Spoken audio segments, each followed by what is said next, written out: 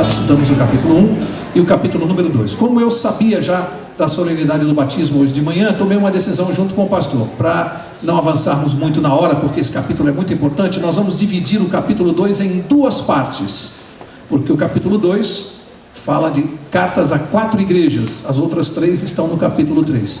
Esta noite nós vamos estudar as cartas de Jesus a 2 igrejas, e na próxima quarta as outras 2. Portanto, o capítulo 2 nós vamos dividir em 2 partes. Primeira parte hoje, segunda parte do capítulo 2 na próxima quarta. Assim a gente não precisa eliminar nada do estudo e também não vai ficar muito longo, e nós vamos embora na hora certa hoje, não vamos atrasar. Então vamos abrir a Bíblia, Apocalipse capítulo número 2, e vamos estudar aqui até o verso 11, que engloba as 2 igrejas. Eu quero antes dizer uma coisa para vocês interessante. Na quarta-feira passada, ao final ali, naquele momento que a gente cumprimenta as pessoas, uma pessoa me fez uma pergunta e eu respondi assim: olha, a pergunta que você está fazendo é tão relevante e tão importante para o nosso estudo de Apocalipse, que eu não vou responder aqui, eu vou responder na igreja na quarta-feira para todo mundo ouvir a resposta.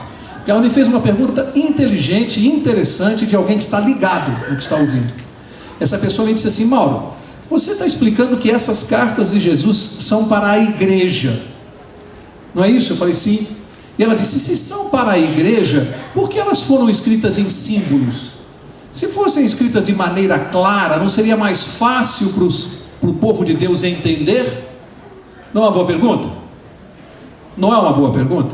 Por que o livro de Apocalipse foi escrito em símbolos, de uma maneira que dificulta a compreensão da maioria, e a Bíblia diz que somente os servos de Deus compreendem a linguagem simbólica? E essa pessoa me perguntou: mas por quê? Não é uma mensagem para a igreja? Por que Jesus não falou de forma clara? E eu disse: uma pergunta tão importante que eu vou responder na quarta-feira, para que todo mundo ouça essa resposta.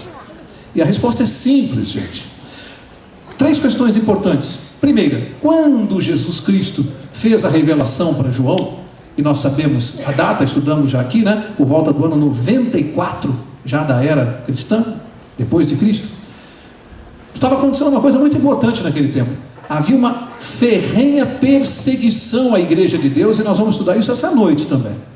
O povo cristão estava sendo perseguido. Lembram-se? Jesus já havia morrido na cruz, e os cristãos estavam sendo perseguidos e mortos.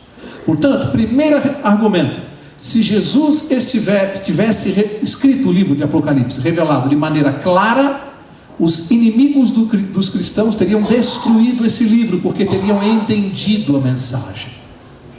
Segunda razão: Jesus falava muito e pregou muito contra o Império Romano, o império dominante que estava, de uma certa maneira, agredindo o povo cristão.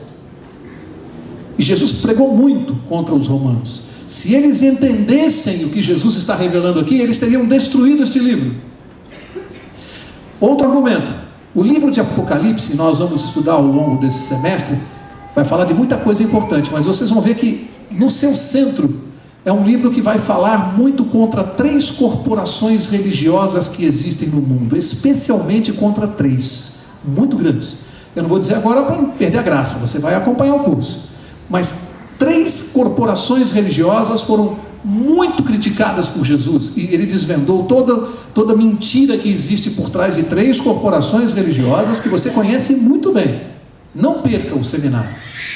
Ora, se essas corporações entendessem as críticas de Jesus ao longo dos séculos, teriam destruído este livro.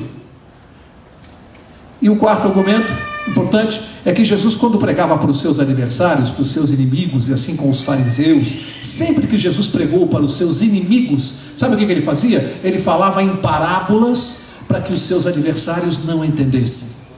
Somente os seus seguidores entendiam. Se Jesus dissesse claramente e os seus adversários entendessem, ele teria sido morto talvez muito antes do que foi, e este livro hoje não existiria mais para nós. Sabem por que a Bíblia foi preservada? Porque todos aqueles que são criticados por esse livro, como a mensagem é simbólica, eles não entendem as críticas, e eles preferem julgar esse livro um livro misterioso, que ninguém consegue compreender, e eles deixam a Bíblia em paz, porque não entendem. Vejam como Deus é sábio. Por isso o livro foi escrito em símbolos. E a Bíblia diz que somente os servos de Deus iriam entender. É exatamente o que nós estamos fazendo aqui. Vocês viram no capítulo 1, deu para entender claramente a mensagem do capítulo 1? E vocês vão ver agora no capítulo 2, que embora uma mensagem em símbolos, cifrada, com figuras, vocês vão ver como nós cristãos vamos entender o recado de Jesus. Mas os inimigos de Deus não compreendem. Leem e releem esse livro e não entendem nada. Olha como Deus é sábio. O livro atravessa os séculos exatamente porque aqueles que são criticados não compreendem a crítica. Deus sabe de todas as coisas. Então aquilo que é para nós é por que não escreveu de forma clara? Está respondido por que não? Senão eu e você hoje não teríamos mais este livro aqui. Teria sido destruído há muitos séculos atrás. Ok? Então vamos lá, Apocalipse capítulo 2, verso 1. E diz assim, antes de capítulo 2, antes do verso 1, eu tenho mais algumas observações aqui interessantes sobre o livro de Apocalipse. Primeiro, no capítulo 1 que nós estudamos semana passada, vocês viram que Jesus dava a visão para João, para o profeta, e mandava ele escrever. João escrevia, lembra-se, algumas vezes Jesus interrompeu e disse, João, escreve. Agora no capítulo 2 não, agora Jesus começa a ditar para João. Vocês vão ver que coisa impressionante, ele começa a ditar. João vai escrever exatamente o que Jesus está ditando para ele, porque não podia, era muita informação, e Jesus não queria que ele esquecesse nada.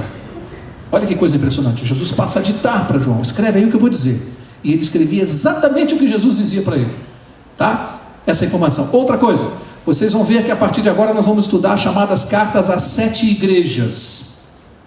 Vamos ver claramente, sem nenhuma dúvida, que essas 7 igrejas mencionadas aqui, as cartas não são somente para elas. Essas 7 igrejas eram igrejas situadas, existentes, no tempo de João, existentes, na Ásia. Todas elas existiam. Mas vocês vão ver pelo contexto, por aquilo que Jesus ditou, que não se referia apenas àquelas igrejas.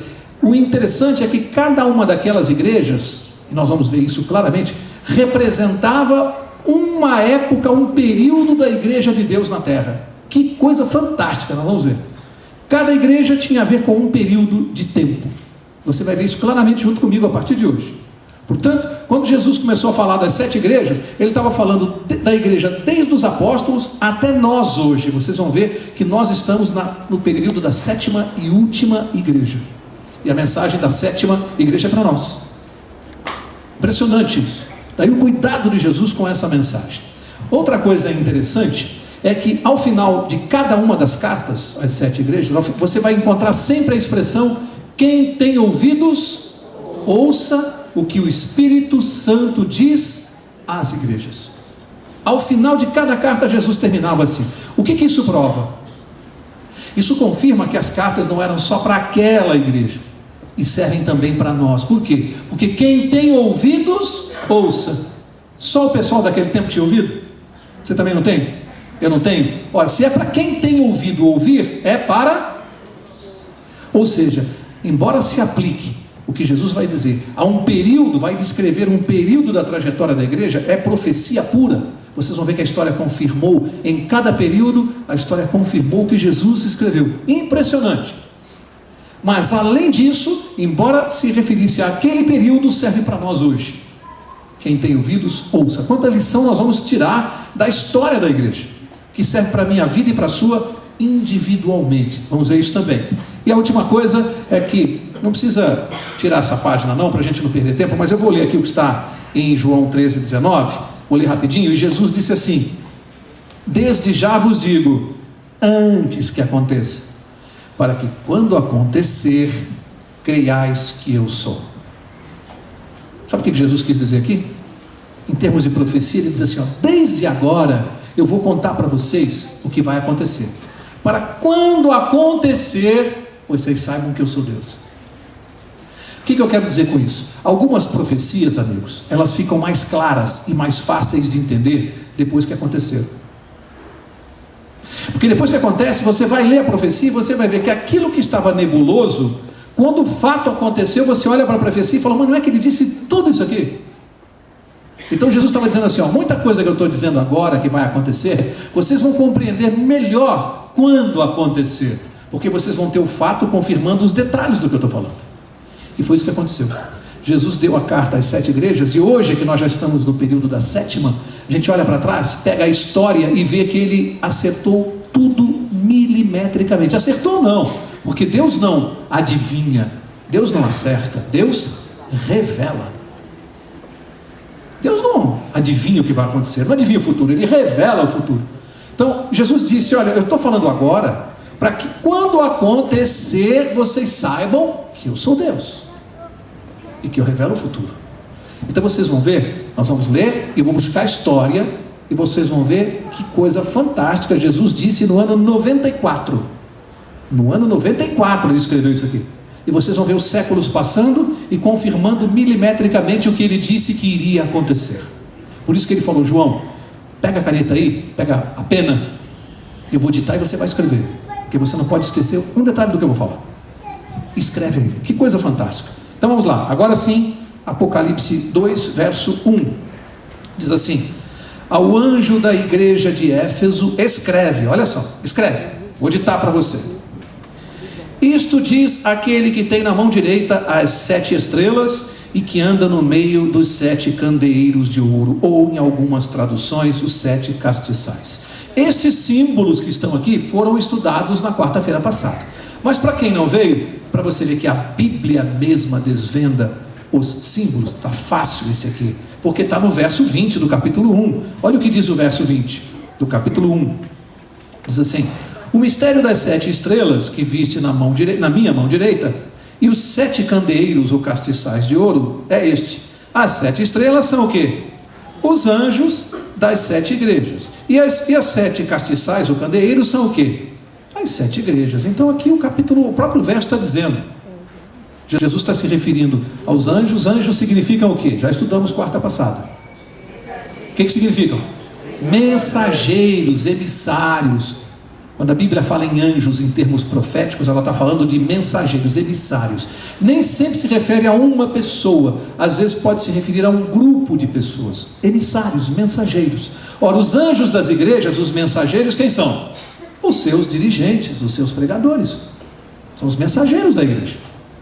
E os castiçais representam as próprias igrejas. Por quê? O que tem num castiçal? Luz. Qual é a função da igreja?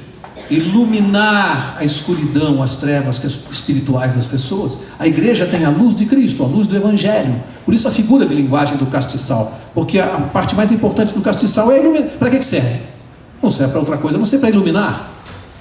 Então Jesus usou os símbolos para falar dos dirigentes da igreja. Então ele disse para João: João, escreve aí para a igreja de Éfeso, para os anjos das 7 igrejas, ou seja, para os dirigentes da igreja. Esse recado é para os dirigentes da igreja de Éfeso. Bom, a igreja de Éfeso, se você for estudar o período que Jesus se referiu, você vai ver que esse período vai do ano 31 depois de Cristo até o ano 100. Exatamente o período dos apóstolos, a igreja dos apóstolos, a igreja de Deus do período dos apóstolos. Pedro, Paulo, João, Marcos, Lucas, todos esses daquele tempo fazem a igreja dos Efésios, período da igreja de Éfeso. Portanto, essa palavra Éfeso tem um significado interessante. Sabe o que essa palavra significa? Significa desejável. É a tradução de Éfeso, desejável. Por que essa palavra tem a ver com o período? Porque quando você vai estudar a igreja dos apóstolos, você vai ver as características delas. Vou dar algumas para vocês. A igreja mais fiel à doutrina de Cristo. Por quê? De todos os tempos, o período em que a igreja de Deus foi mais fiel à doutrina de Jesus foi o período dos apóstolos. Por quê? Conviveram com Jesus. Foi o período da igreja mais fiel à doutrina. Seguiam rigorosamente. Depois, segunda razão, ela foi fundada pelo próprio Jesus Cristo. O próprio Jesus fundou a igreja no período de Éfeso. Por que ela é chamada desejável aos olhos de Deus? Porque ela tinha todas as características principais, fundada por Jesus, formada pelos apóstolos de Cristo. Era uma igreja extremamente missionária. Aliás, há autores que dizem que foi o período mais missionário da igreja de Deus na terra, do ano 31 ao ano 100. Sabe por quê? Porque aqueles homens, eles viajaram o mundo inteiro e evangelizaram o mundo em apenas 3 décadas, em 30 anos. Em apenas 30 anos os apóstolos se espalharam, foram à Ásia, foram a vários lugares e evangelizaram o mundo em apenas 30 anos. Eles eram extremamente missionários, abandonaram tudo e foram pregar o evangelho. Por isso era uma igreja desejável aos olhos de Deus. Olha as características: fiel na doutrina, missionária, tinha todo o poder do Espírito Santo. Não que nos falte hoje, não que Deus dê menos poder do Espírito Santo à sua igreja hoje, é que naquela época se manifestou com uma intensidade incrível, como Jesus prometeu, com o objetivo de pregar o evangelho. A prova maior disso é o Pentecostes. Portanto, é uma igreja que tinha o poder do Espírito Santo. Nós também temos hoje, mas naquela época era uma coisa impressionante, a força e o poder do Espírito Santo, inclusive até nos milagres que eles realizavam. Por isso, aquele período que é chamado o período da igreja de Éfeso tinha essas características. Agora eu quero ver com vocês o verso 2, para a gente avançar. Apocalipse 2:2 diz assim: conheço as tuas obras, e o teu trabalho e a tua perseverança, e que não podes suportar os maus, e que puseste à prova os que se dizem apóstolos e não são, e os achaste mentirosos. Olha só, gente, Jesus começa dizendo: conheço as tuas obras. Isso aqui vale só para a igreja de Éfeso? Pergunto: Jesus conhece as obras do Mauro Braga? Eu falei que se aplica a nós individualmente. Deus está dizendo assim: olha, eu conheço as tuas obras, conheço os teus pensamentos, sei o que você faz, o que você pensa, com quem você anda, o que você fala. Olha que recado: eu conheço as tuas obras. E aqui ele vai fazer um elogio à igreja desse período aqui, porque ele diz que essa igreja tinha perseverança, tinha fé. Que mais? Que outro elogio fez? Ela não podia suportar os maus. O que significa isso, hein, gente? Vou lembrá-los. Lembra-se que Paulo, quando começou a pregar, disse assim: estes tais apóstolos são obreiros fraudulentos, apóstolos falsos. E não é maravilha que se transforma em anjos de luz. Lembra-se? O que começou a acontecer na igreja desse período? Começaram a entrar falsos apóstolos na igreja, e eles começaram a lutar com isso. Quer ver alguns que a Bíblia menciona? Ananias e Safira, Himeneu e Fileto. Começaram a entrar, complicando, trazendo doutrinas estranhas para dentro da igreja. Mas a Bíblia diz que eles não suportavam os maus, ou seja, era uma igreja que não aceitava nenhum tipo de deturpação da doutrina. Doutrina pura de Cristo, sem deturpação, sem nada de tradições, de paganismo, nada. Doutrina pura de Jesus no primeiro período da igreja. Eles não suportavam os maus, e Jesus elogiou isso. Isso serve para nós hoje. Nós que somos igreja de Deus hoje, devemos permitir a entrada de doutrinas estranhas na igreja? Será que devemos? Jesus elogiou a igreja que não permitia isso. Elogiou aqueles homens, porque eles defendiam a verdade até a morte. Verso 3 diz assim: tens perseverança e por causa do meu nome sofreste e não desfaleceste. E o que ele está falando aqui? Aqueles homens foram perseguidos, martirizados, mortos, torturados. Amigos, essa semana eu estou lendo muitos livros a respeito de Apocalipse, muito. Estava até conversando com o pastor Marcelo, tem hora que sai fumaça, né, pastor? Porque a gente fica lendo muita coisa. E eu confesso para vocês que eu fiquei impressionado, e não quero entrar nesse detalhe aqui, porque alguns autores da época, escritores judeus da época, descrevem as torturas praticadas com os cristãos. Vocês não têm noção. A gente vai lendo e aquilo começa a fazer mal, porque é muita maldade. Foi naquela época, vocês não podem se esquecer, no tempo de Cristo, que ele foi crucificado. Lembra-se? Você vê alguém se morrer crucificado hoje? Aquilo foi uma tortura daquele momento, daquela época. Você sabe o que alguns romanos faziam? Imperadores? Eles pegavam cristãos. Qual era o problema dele? Ah, eu creio no Deus do céu, o Deus criador. Não, você não pode crer, você tem que crer no imperador. O imperador é que é rei aqui. Nega o teu Deus. Não, isso eu não posso fazer. Sabe o que eles faziam? Colocavam peles, prendiam a pessoa, amarravam, às vezes crucificavam no chão, deitada, eram pregados no chão, atravessavam varetas pela garganta sem que a pessoa morresse, e ali eles cobriam com peles e colocavam para os animais, e o rei ficava rindo vendo as feras devorarem o cristão ali. Qual o crime? Não aceitou negar o seu Deus. E aí autores vão descrevendo torturas incríveis, que eu não quero perder tempo aqui com vocês, mas coisas que eu nunca tinha ouvido falar na minha vida, em termos de tortura. E Jesus disse que eles padeceram pelo meu nome, profetizou. Ele falou: olha, vocês não têm noção do que vai acontecer, mas eu vou dizer para vocês, vocês vão sofrer e muito pelo meu nome. Perseguições, torturas, mortes. Mas era uma igreja fiel, não negava o nome de Cristo por nada. Agora, verso 4, diz assim: tenho porém contra ti que deixaste o teu primeiro amor. Amigos, olha a crítica que Jesus fez à igreja do tempo dos apóstolos. Deixaste o teu primeiro amor. Quer pensar um pouquinho junto comigo no que ele está dizendo aqui? O que é deixar o primeiro amor? Isso pode acontecer conosco? Sabe aquela pessoa que vem para a igreja, conhece Jesus, aceita a doutrina, vem com aquela fé, com aquele fervor, né? Os primeiros meses, o primeiro ano, aquela coisa, né, de pregar o evangelho, contar para os outros, testemunhar, e às vezes os anos vão passando e aquela pessoa vai esfriando, vai desanimando, não tem mais a mesma vontade, falta aos cultos, não lê mais a Bíblia, e os anos vão passando e aquilo vai esfriando e vira um cristão morno, cristão de banco, cristão que bate cartão de ponto. Vou lá na igreja, tal, senta, vai embora, não prega mais, não testemunha, não faz, não ajuda os outros, não faz nada, não estuda a Bíblia, vai ficando morno. Jesus criticou dizendo que isso é deixar o primeiro amor, aquele ardor do cristianismo. E isso, amigos, é para nós, é um recado para o cristão de todos os tempos. Jesus diz assim: cuidado, não deixe esfriar o teu amor, não deixa a tua fé esfriar. Sabe por quê? Porque a pessoa que deixa a fé esfriar para retomar depois, aí vem o pastor aqui da frente, apela, amigos, nós vamos ter uma programação, você precisa vir, aí apela de novo para a programação da igreja, e apela, quase implora para o cristão vir à igreja. O que é isso? Primeiro amor esfriou. Você sacode aquela pessoa, sacode, e não acontece nada, ela fica morna.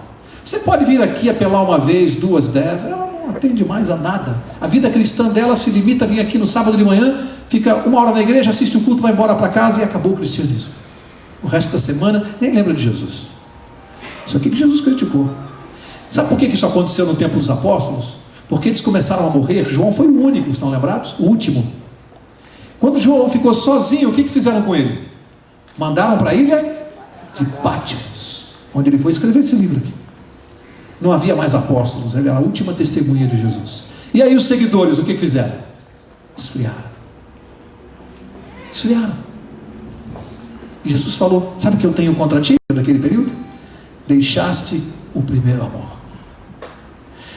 Eu fiquei pensando essa semana que Deus me preserve disso. Nunca deixe esfriar em mim o primeiro amor.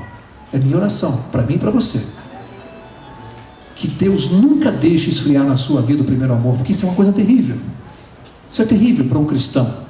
E Jesus criticou isso veementemente. Verso 5, olha o conselho dele, a exortação. Ele diz: lembra-te de onde caíste, arrepende-te e pratica as primeiras obras.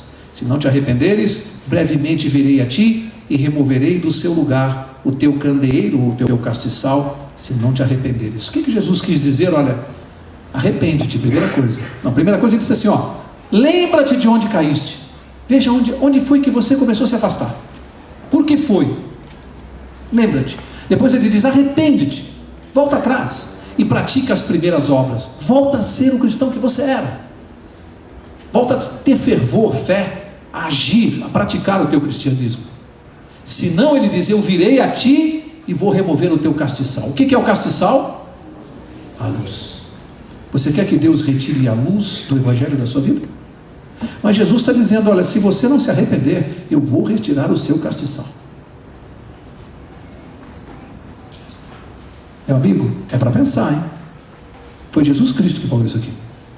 É uma advertência séria para o cristão. Se tem alguém que anda se sentindo morno, cuidado, o recado de Deus essa noite é: arrepende-te, volta, reacende a tua fé, porque senão Jesus diz que virá de novo para você, ou para mim, e vai remover o nosso castiçal. Verso 6, diz assim: Tens, porém, a teu favor, novo elogio de Jesus a essa igreja, a esse período. Tens, porém, a teu favor, que odeias as obras dos nicolaítas, as quais eu também odeio. E aí eu fui estudar o que são as obras dos nicolaítas, que Jesus disse que tinha a favor daquele período da igreja, que eles odiavam as obras dos nicolaítas. E eu fui estudar os nicolaítas. Os nicolaítas era uma seita fundada por um tal de Nicolau, que era da Antioquia, e era uma seita que se dizia cristã. E na época de Jesus estava muito presente. Mas havia uma característica dos nicolaítas que eu vou mencionar para vocês, e vocês vão me dizer se tem alguma coisa a ver. Eles acreditavam em algumas coisas. Primeiro, eles não acreditavam que havia algum problema em praticar adultério. Se diziam cristãos, mas achavam que o adultério não tinha nenhum prejuízo. Filosofia dos nicolaítas. Depois eles praticavam algumas idolatrias, alguns ritos do paganismo. Mas por último, e me chamou a atenção nos autores, foram unânimes nisso. A característica principal dos nicolaítas, por isso que eles não davam importância à questão do adultério, é que eles entendiam no tempo, ano 100, tempo de Jesus, que não havia mais, em função da justificação pela fé, por crer em Jesus, serem salvos por Jesus, eles acreditavam que estavam liberados da guarda dos mandamentos. Vocês acham que essa doutrina está moderna, nicolaítas? Vocês conhecem cristãos que acham que não precisa mais guardar os mandamentos porque você está salvo por Jesus? Deus diz que odeia os que pensam assim. Fala assim, vocês odeiam, e eu também, Deus diz. E eu também. Portanto, aquela doutrina dos nicolaítas é moderna hoje. Você encontra um monte de cristão dizendo, não precisa mais guardar mandamento, isso acabou. Hoje é só crer em Jesus. E Deus diz que odeia isso. Isso é antigo, gente. Isso é velho. Vem desde o tempo de Jesus. Isso não tem nada de moderno. E já foi criticado. Verso 7, para encerrar esse período da igreja. Verso 7 diz assim: quem tem ouvidos, o quê? Ouça o que o Espírito diz às igrejas. Ao que vencer, dar-lhe-ei a comer da árvore da vida que está no paraíso de Deus. Deus dizendo, quem tem ouvidos, ouça. A advertência que ele está dando vale para todos os tempos e para aquele período também. E diz que aquele que vencer, ele vai dar de comer da árvore da vida. Primeiro, vencer o quê? O que é que nós temos que vencer? O que vocês acham? Vencer o quê? O pecado. O pecado é o nosso adversário. E eu preciso de Jesus para vencer o pecado. Se eu me sair vencedor, ou seja, se eu acreditar e confiar no poder de Jesus para vencer o pecado, ele diz que o prêmio qual é? Qual é a promessa? Comer da árvore da vida. Amigos, pode vasculhar a Bíblia. Só 2 representantes da raça humana, somente 2, Adão e Eva, experimentaram da árvore da vida. Mais ninguém. Só 2. Adão e Eva. Jesus está prometendo nos devolver esse privilégio, essa bênção de comer da árvore da vida. Só Adão e Eva tiveram esse privilégio de experimentar. Portanto, termina aqui no verso 7, o período de Éfeso, que foi de 31 a 100, o primeiro período da igreja cristã. E agora, na segunda parte, para nós encerrarmos, vamos estudar rapidamente o segundo, que agora refere-se à igreja de Esmirna. Verso 8, diz assim: ao anjo da igreja de Esmirna escreve, de novo Jesus ditando, isto diz o primeiro e o último que foi morto e reviveu. Quem é que está escrevendo? Quem que foi o primeiro e o último, morreu e reviveu? Então ele está dizendo, escreve aí, esse recado é meu. Sou eu, Jesus Cristo, que estou mandando o recado para esse povo, desse período. Interessante sobre Esmirna, vamos aprender algumas coisas sobre Esmirna. Esmirna é uma cidade que hoje mudou de nome. Ela, na Turquia, ainda ela mudou de nome e chama-se hoje Izmir. Izmir hoje na Turquia é a mesma Esmirna do tempo bíblico. E eu fui ler em algumas enciclopédias, é a 3ª maior cidade da Turquia. Ele começa de novo com a mesma frase: conheço a tua tribulação e a tua pobreza, mas tu és rico, e a blasfêmia dos que se dizem judeus e não o são, mas são sinagoga de quem? Olha o que Jesus está dizendo. Vamos entender. Primeiro ele diz de novo, eu conheço a tua tribulação, eu conheço as tuas obras, eu conheço a tua vida. De novo, está dizendo assim, eu conheço. Conheço vocês, conheço o coração humano, sei do teu sofrimento. Isso vale para cada um de nós individualmente. É como se Jesus chegasse aqui essa noite e dissesse assim: Mauro, Pedro, Paulo, João, Sérgio, eu conheço as tuas obras, sei cada pensamento, cada sentimento que você tem. Interessante que Jesus faz elogios e críticas, né? Ele vai elogiar coisas e vai criticar coisas. Isso, os elogios são incentivos para nós, e as críticas um sinal vermelho para a gente mudar. E aqui ele vai dizer, interessante que para essa igreja especial aqui de Esmirna, você pode procurar, Jesus não vai fazer nenhuma crítica para esse período da igreja, não tem crítica aqui nesse espaço. Ele diz aqui que ele conhece a pobreza, mas tu és rico. No que é que eu posso ser pobre e ao mesmo tempo ser rico? Pobre materialmente, e rico no quê? Na fé. Era uma igreja que na época era muito pobre. Aqueles que pregavam, os dirigentes da igreja, os missionários eram pobres nesse período. Mas eles tinham tanta fé que Jesus falou: tu és pobre, mas és rico. De fé, de fervor. Era uma característica daquele tempo. Depois ele disse que ele fez uma crítica aqui, vamos ver de novo no verso 9: e a blasfêmia dos que se dizem judeus e não o são. Lembra esse período que ele está escrevendo? Quando Jesus diz aqui, são judeus e não o são, ele estava escrevendo para a igreja. Na igreja não tinha judeu. Ele quer dizer assim, aqueles que se dizem cristãos, mas não são, os falsos cristãos. E esse sempre foi um problema da igreja. Falsos cristãos. Foi o próprio Jesus que disse que na igreja haveria joio e trigo. Falsos cristãos, aqueles que professam ser e não são, aqueles que têm aparência de cristão, parece que são, mas não são. E isso é uma coisa terrível, sabe por quê? Porque Jesus disse que eles são sinagoga de Satanás. Você já pensou? Amigo, para pensar comigo. Jesus disse que aquele que finge ser cristão, mas não é, ele é sinagoga de Satanás. A gente até se arrepia de pensar se algum de nós pode se enquadrar nisso aqui. Sinagoga de Satanás. Essas palavras são tão pesadas que eu não pronunciaria, não tivessem sido ditas por Cristo. Sinagoga de Satanás. Foi assim que Jesus se referiu a essas pessoas. Verso 10: não temas as coisas que estás para sofrer. Essa igreja ia sofrer nesse período da história, de 100 a 313.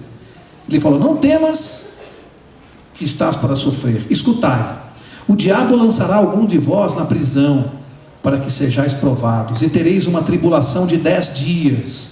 Ser fiel até quando? Até a morte. E dar-te-ei o quê?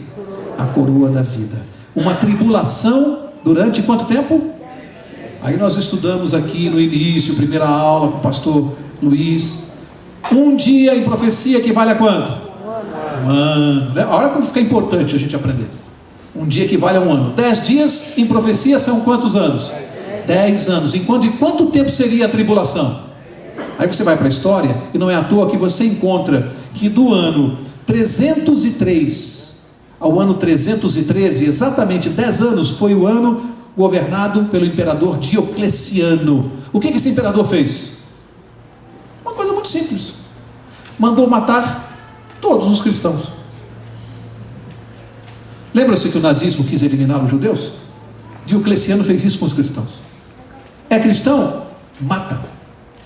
10 anos de uma perseguição terrível e implacável para o povo de Deus, onde os cristãos tinham que fugir para tudo quanto é lado, porque Diocleciano quis acabar com o cristianismo. Vejam, amigos, ele quis extirpar esta religião que o incomodava e incomodava o Estado romano. Consideraram o cristianismo o inimigo do Estado. Portanto, não era só matar cristão, era eliminar a religião. Por isso Jesus falou: vocês terão uma tribulação por 10 dias, 10 anos. Exatamente o período que Diocleciano esteve comandando essa trágica operação. E Jesus profetizou isso antes. Falou: vai ser assim, pode escrever aí. Vou ditar para você e você põe aí no papel. Para encerrar, falta o último verso. E diz assim: quem tem ouvidos, o que faz? Ouça o que o Espírito diz às igrejas. O que vencer, de novo, olha aí Jesus prometendo, o que vencer de modo algum sofrerá o quê? O dano da segunda morte. Interessante. Último verso da noite, foi isso aqui, interessante. É a primeira vez que aparece agora no livro de Apocalipse, vai aparecer mais, mas é a primeira vez aqui no capítulo 2 que aparece uma menção à segunda morte. Qual é a segunda morte? Vamos recapitular o que estudamos na classe bíblica. A primeira morte qual é?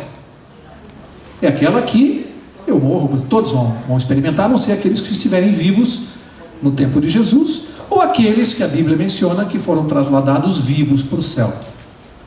Enoque, esse não experimentou a morte, esse é uma testemunha, né? É um símbolo.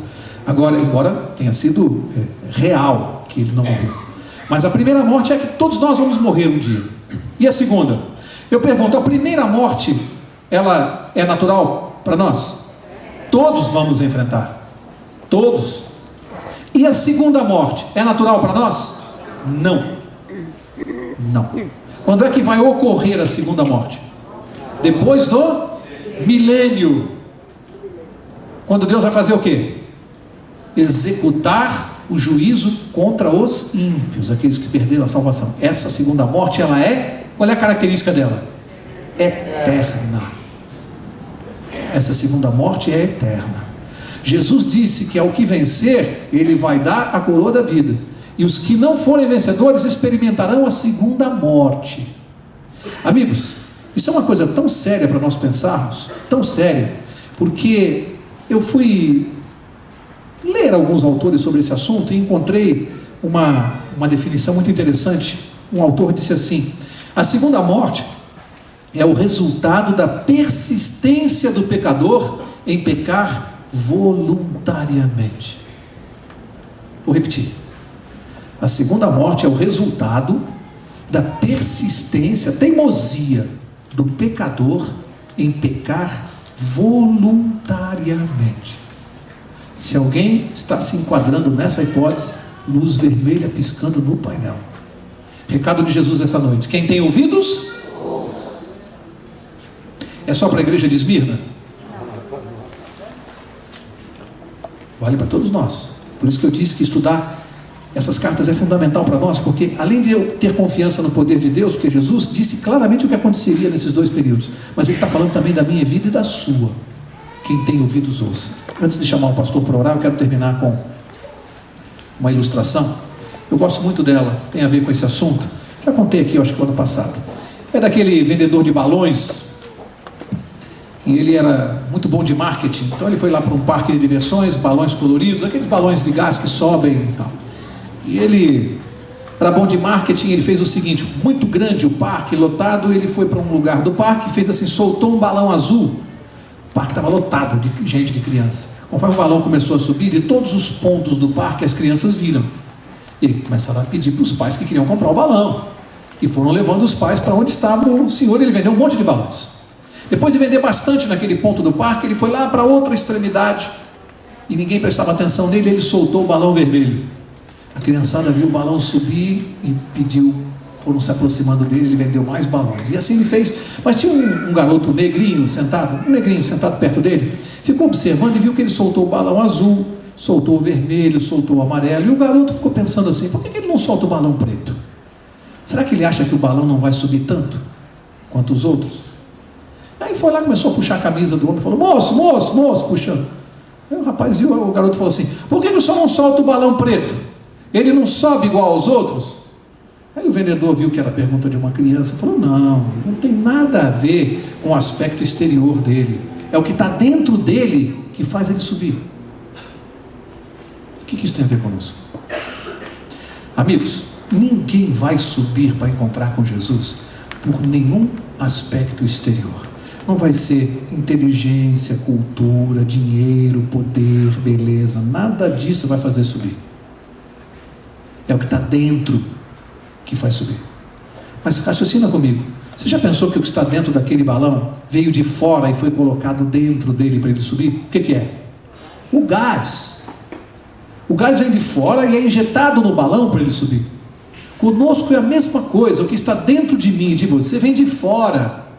Chama-se Jesus Cristo. tem que deixar de entrar no seu coração e no meu, para que um dia a gente possa subir.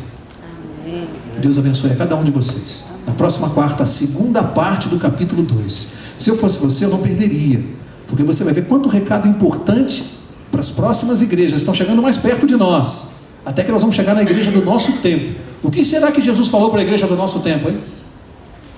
Você quer saber? Quarta-feira que vem aqui para a segunda parte. Eu vou pedir para o pastor Sandro nos despedir.